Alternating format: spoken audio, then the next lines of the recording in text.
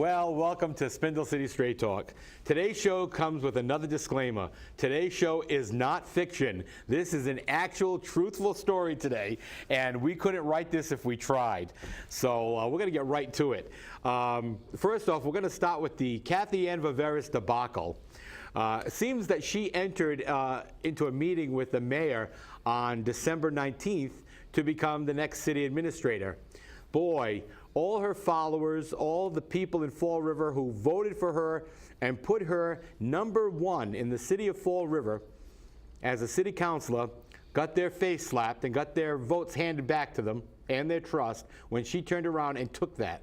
And initially it was going to be for a 3-year contract. Why? So she could qualify for an $88,000 a year pension. Seems to me that Cathy Ann Viveiros should change her name to Judas, because as Judas did to Jesus by selling him for a few pieces of silver, Cathy Ann went and sold the city of Fall River for $88,000. So it seems to me that time is of the essence here. We're witnessing the signs and symptoms of the apocalypse coming forward. And what happened in this city over the past few weeks and what's coming forward over the past 24 to 48 hours is unbelievable.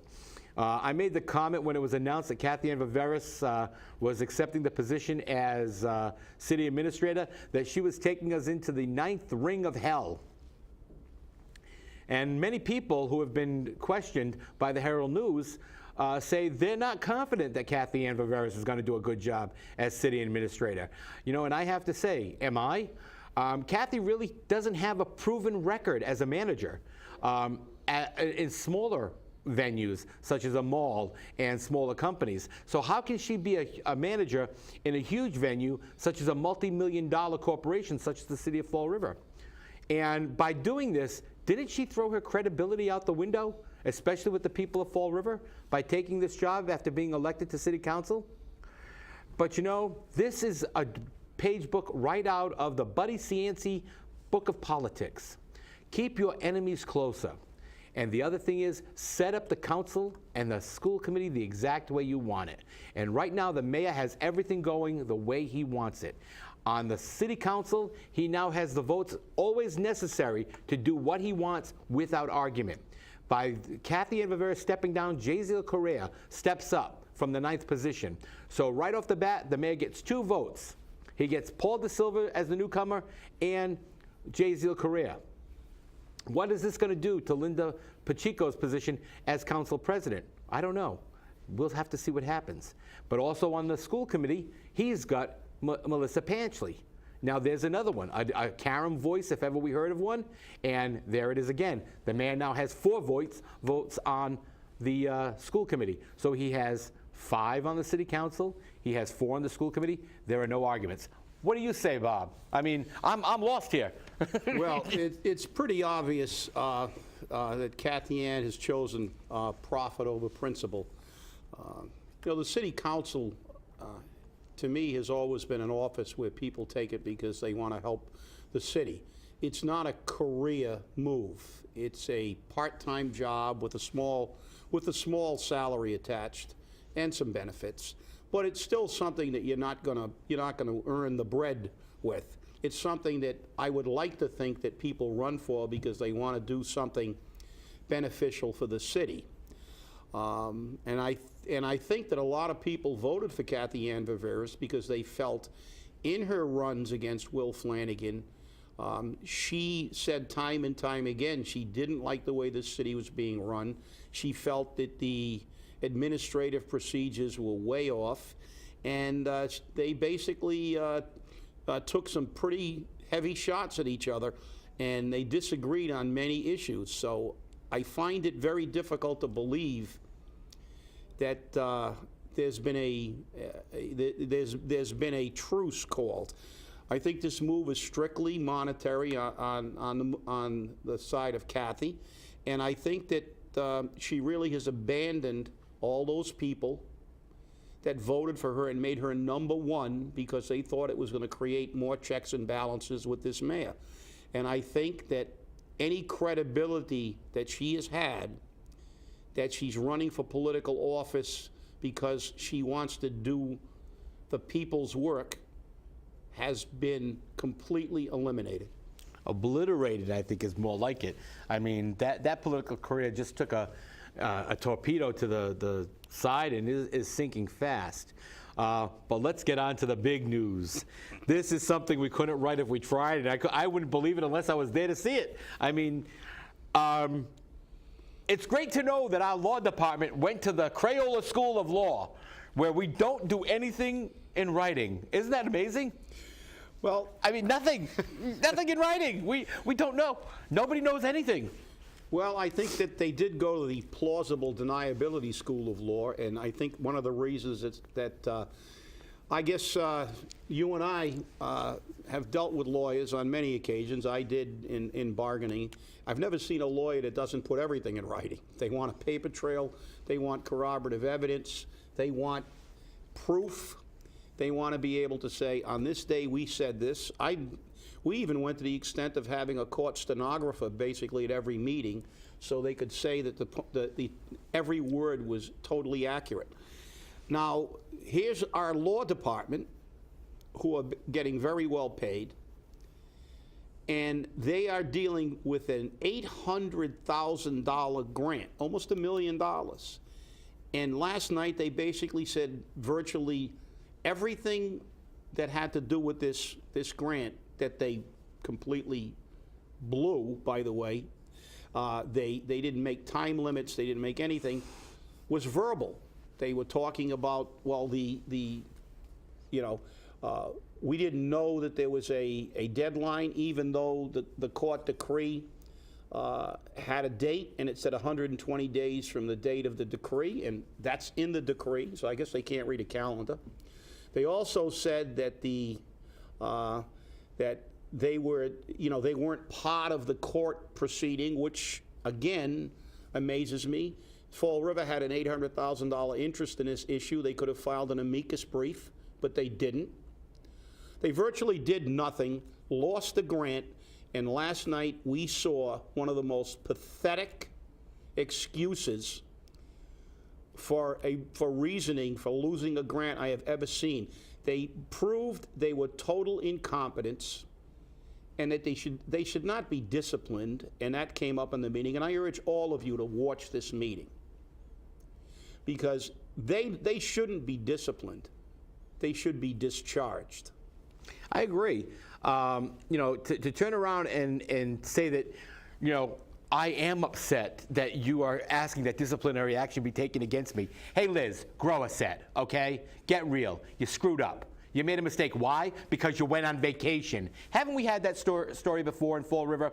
Oh, I was on vacation. That's why we missed the CSO grant. Oh, I was on vacation. I'm sorry. I failed to file the CSO grant money. So we had to pay for the CSO grant. That's why we're paying a water fee.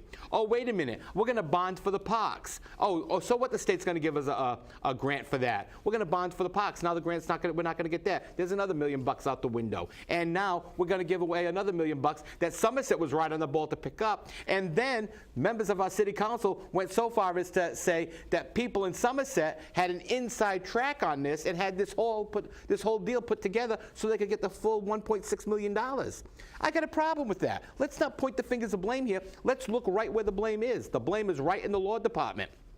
Right in the law department. They made the mistake. And then they had the nerve to say, we're going to take this to litigation. We can stop this with litigation. No, you can't. You lost it. As Dan Rigo said, the ship has sailed. Okay? You want to litigate it and rack up another bill for us for $200,000, $300,000, or $400,000? We're not going to see that money. That's it. It's gone. You blew it. It's gone. Sorry, Charlie. Okay? And the mayor, we know, for reasons that most of us know, because we can't say them, like they couldn't do yesterday at the city council meeting. We can't answer these questions because we know the answers already. Is not going to discipline the legal department. But Diorio and Souza should have their butts handed to them. This is not acceptable. This is not a law department. They put nothing in writing. They have no emails. And then, to top it all off, they found out that the gentleman, this Mr. Smith, I love that, doesn't even work for Dominion anymore. He stopped working for them back in September. And nobody could find this consent order. How long did it take me to find the consent order when I was in the city council meeting? About 15 seconds. 15 seconds. I picked up my cell phone, boop, boop, boop, boop, there it was. I went, there it is, with the dates. I had the dates.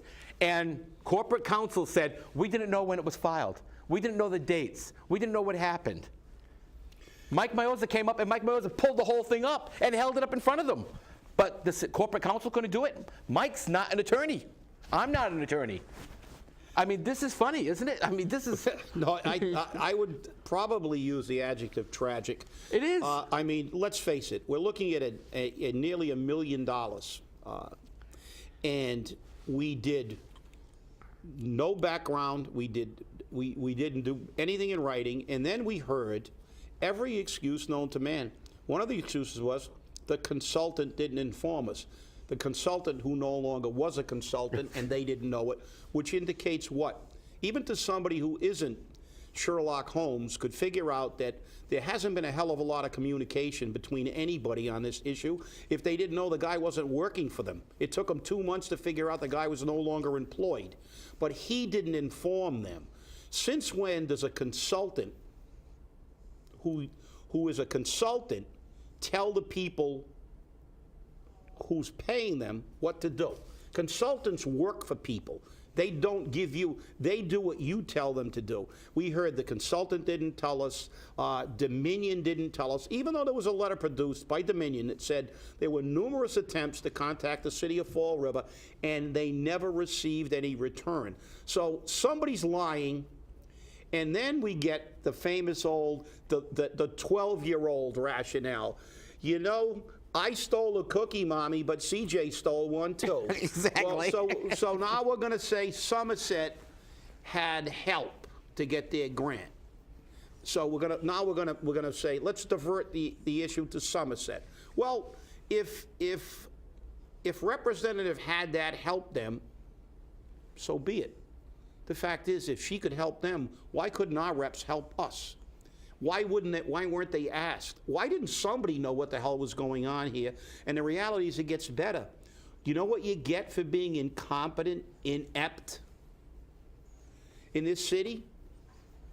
A $9,000 door. She gets to pick a $9,000 door for her office. $9,000, that's what I said. And she had the audacity at the end of that questioning, that's why I urge you all to watch this, to say, oh, it would be nice if we had all those doors on it. She watches The Good Wife, and that's the door they have in The Good Wife. And she wanted a door just like they have on TV. Is there a disconnect between the real Fall River and what they see? Because she said she sees these doors in Boston and Providence. Well, you know something? There are people working in Boston and Providence. Yeah, and you know, it was interesting. I got to give her, I do have to give her an award, though. She had the best looking shoes. You have to admit. Yeah, the leopard shoes with the red bows. I thought she just came from Oz. But that's another issue. But again, you know, she said that she goes to Boston, she goes to Providence. Those doors look good, and they set up an atmosphere. And it was very interesting because she actually finally broke down. You know, and I don't mean she emotionally broke down. You know, she was holding up this facade, this strong, staunch thing, because she has been, now remember, this meeting started at 5:30, and she's been beaten and beaten and beaten since 5:30 to get information. Now this part came up when we were talking about the $560,000 loan order to fix City Hall, which the mayor, if you remember, insisted that not one dime came from the loan order. Then the statement was, I don't know where the money came from. Then the statement was, well, it came from, it's possible, well, some of the money came from the loan order. Then it was. And do you know where that money was supposed to go? It was supposed to make the collector's office safe. It was supposed to make the auditor's office fixed up. Where did it go? Well, let's see. TV screens on every floor. A new, beautiful floor and carpeting on the 6th floor because we entertain governors, plural. Not one, plural. Where did the other governors come from? You're also forgetting the $5,000 ceiling in the mayor's shower I was just going to get to that. in his office. His marble-like shower. It's not His marble. It's marble-like. His faux marble. His faux marble His shower. faux marble shower. One that President Obama would love to have. But you know what we skipped over? Because it wasn't important to the mayor, obviously, and it wasn't important to the construction people. But we skipped over the handicapped accessible bathrooms, which were ordered by the state for the first floor, which we don't have, which we could be fined for. So if the state were to come in tomorrow or after the first of the year and say, where are these bathrooms? And they go, oh, well, you know, you got to go up to the 6th floor and see the beautiful shower we put in for the mayor. They'll say, okay, here's your fine. Do it. I mean, but this is where things are going here in Fall River, okay? Your tax dollars, your money, is going to that. And here's the best part about this. This $560,000 loan order was a short-term loan. Do you know what that means? 1 year. So that loan order is due right after the first of the year. So we got to come up with $500,000 right after the first of the year. Plus interest. Plus interest. And we also did mention that the law department was painted 3 times. Right, because she didn't like it. That's right. But Ken Pacheco did say, no, I damaged the walls. And Ray Mitchell made it perfectly clear that I know why you changed it, because where you were doing the work did not damage the walls. We know that Corporate Counsel didn't like the paint. And she admitted she's entitled to these things. She made these decisions. She's entitled to these things. Isn't that wonderful? Well, I don't know what planet she's on that she's entitled to these things, because I have to question why, if she is, as the Corporation Counsel, has complete oversight over what color paint, what kind of doors, and we have an unlimited paycheck, which obviously she does, a blank check, because the taxpayers are paying, and obviously she has no conception of what that means, because she's entitled. Why isn't Madeline Coelho able to pick the paint in her office? Why doesn't Kenny Pacheco pick the paint in his office and the type of door? Only she can do this. Well, we're not gonna. You know, there's a whisper campaign over why she can do this, and we'll leave it up to you to do some research out there.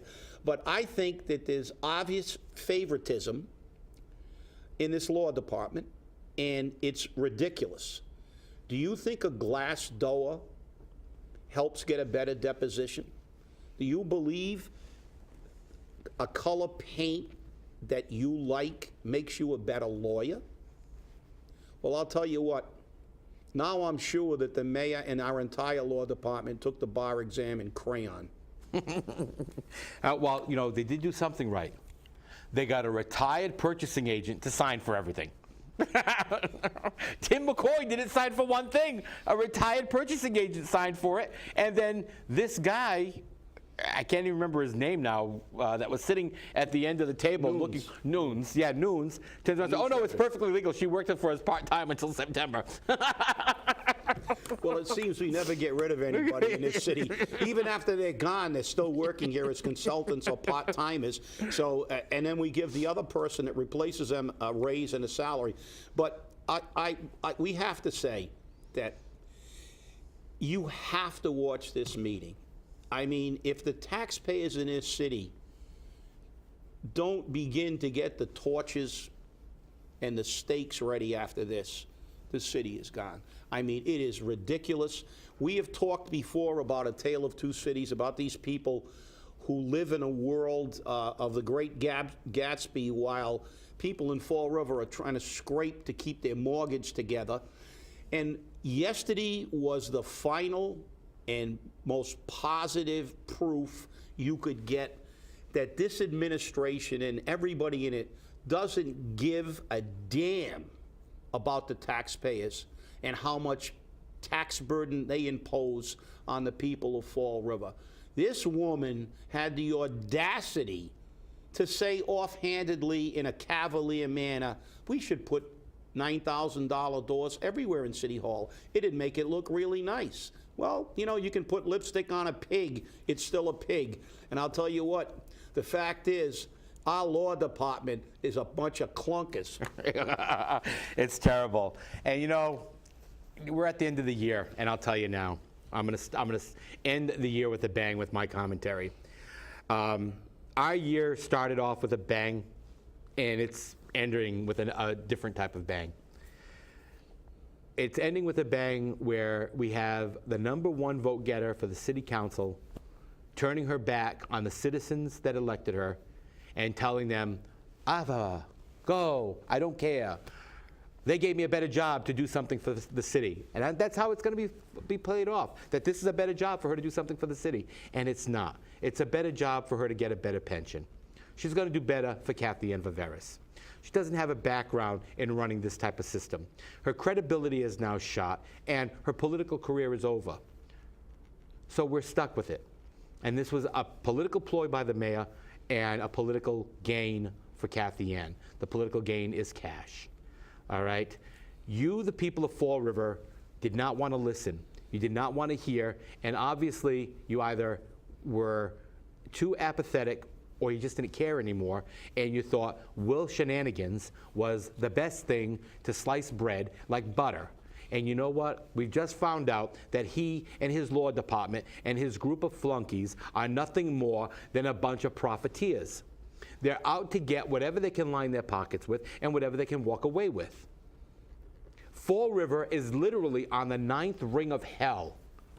All right? The apocalypse is happening, and the signs were in the city council chamber that Monday. We saw them happening.